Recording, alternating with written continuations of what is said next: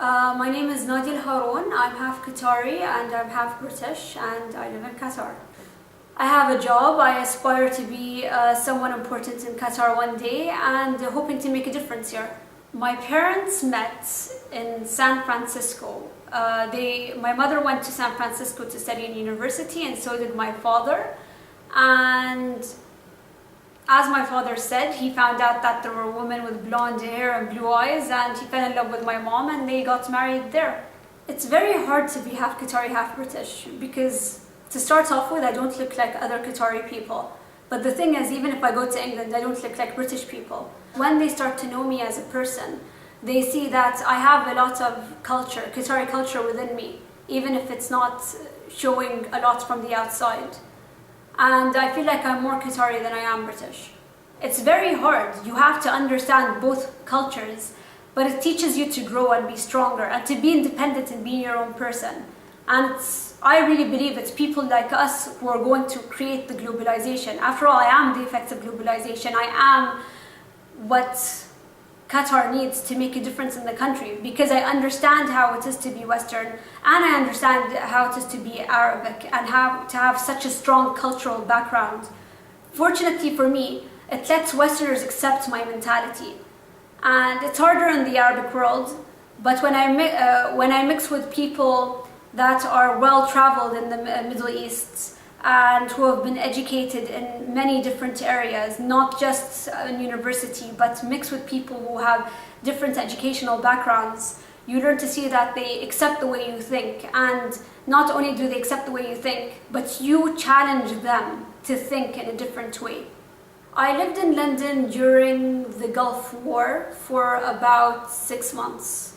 I was very young, maybe 2 or 3 years, but very strangely, I do remember some things. And the weirdest memory I have from being a child in England, which randomly I get flashbacks of, is walking in the forest with my mother and father and brother, and I remember wearing a very thick pink jacket.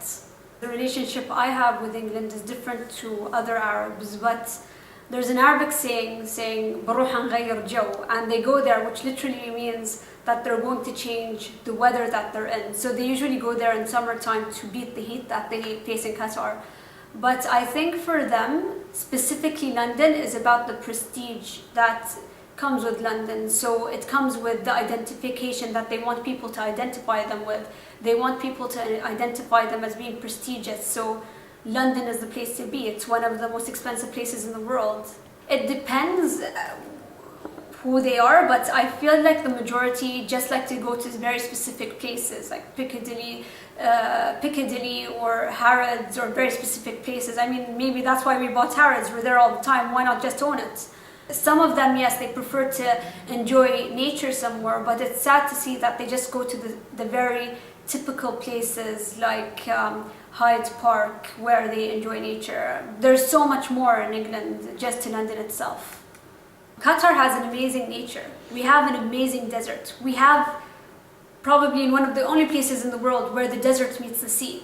So when I go to England, I like to do the same things. I like to see the greenery, look at the sheep, look at the cows eat. It sounds like silly, but it's amazing. We're all creations of God, and just to see the creations of God and what they do, it's so amazing. Like, to just see like what God has put out there for us to look at. Like here like in Qatar, we have earthy colors to look at. There it's more green, it's more colorful, it's more blue. The rain is different, the wind is different, the air is different. So it's nice there just to appreciate the nature that they have that's so different to Qatar's.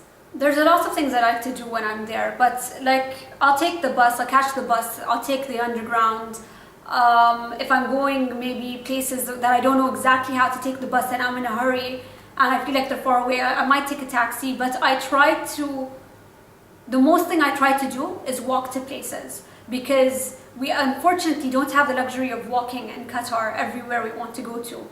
And that's one thing you can do there. You can burn calories just by walking, and why not exercise while you're enjoying yourself and shopping and drinking tea and, you know, just doing things the way British people do. And that's what you should do when you go to a different culture. You should enjoy it the way the people of that country enjoy it.